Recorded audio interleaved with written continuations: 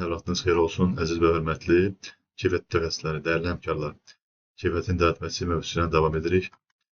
9001 standartı bildiyiniz kimi keyfiyyət idarəetmə standartı kimi tanınır. Bugünkü videoda idarəetmə sistemlərlə bağlı fikrimi paylaşacağım. Bununla bağlı Azərbaycan Respublikasının standartlaşma haqqında qanun 1.0.22-ci maddəsinə diqqətinizi çəkmək istəyirəm. İdarəetmə sistemi konkret məqsədə çatmaq üçün istifadə olunan prosedur və proseslərin məcmusu kimi qeyd var. Bu qanuna görə idarəetmə sistemi keyfiyyətin, ətraf mühitin, əmək mühafizəsinin və sağlamlığın, qida və informasiya təhlükəsizliyinin və sosial məsuliyyətin idarəetmə sistemlərini əhatə edir kimi qeyd var. Eynilə bu qanunun demək 1.0.1 və 1.0.2 maddəsinə diqqətini çəkmək istəyirəm. Standart təkrar və ümumi istifadəsi üçün nəzərdə tutulan standartlaşma obyektinə dair qaydalar, tövsiyələr və texnik xarakteristikaları müəyyən edən tətbiqi könüllü olan bir normativ sənəd kimi ifadə var.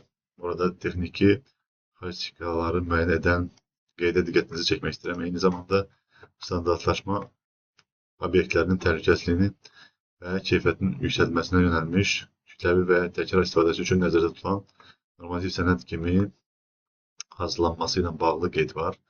Dolayısıyla standart texniki xarakteristikaları müəyyən edən və standartlaşma təhlükəsizliyin və keyfiyyətin yüksəldilməsinə yönəlmiş bir proses kimi qeydə alınmışdır.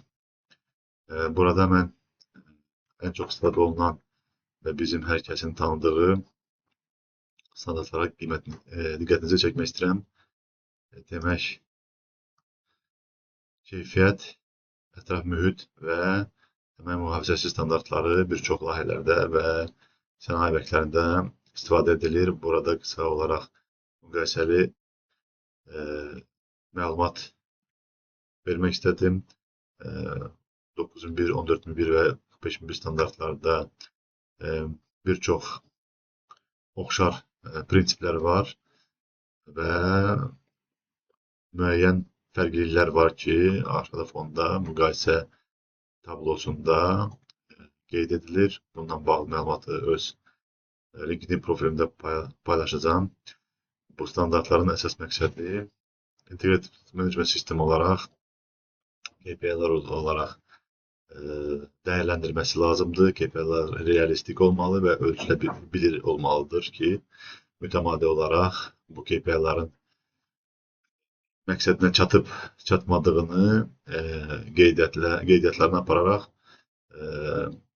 rəhbərliyə məlumat verilməsi tələbi var.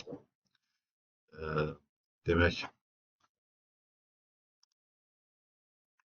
standartlaşmanın hər sektorda vacib olduğunu qeyd etmək lazımdır və bütün bizim yaşadığımız bütün sahələrə əhatə edir. Mənim bildiyiniz kimi fəaliyyət göstərdiyim tikinti sektorunda da bunun vacib olduğunu bir daha nəzərinizə çatdırmaq istəyirəm. 15-ci maddə tikinti məcəlləsinin, şəhər salma və tikinti məcəlləsinin 15-ci maddəsində normativ sənədlərə istinad var.